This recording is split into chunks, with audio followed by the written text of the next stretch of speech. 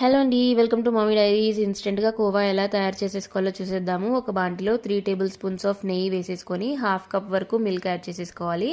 ఇక్కడ half cup వరకు milk powder అయితే వేసేసుకోవాలండి. కొద్దిగా వేసేసుకోవాలి. చూడండి, కొద్దిగా వేసేసుకొని ఇలా కలుపుతూ ఉండాలి. ఇలాంటి టెక్స్చర్ వచ్చేంత వరకు ఇలా కలుపుతూ ఉండాలండి. కొద్దిగా గట్టిగా అయిపోవాలి.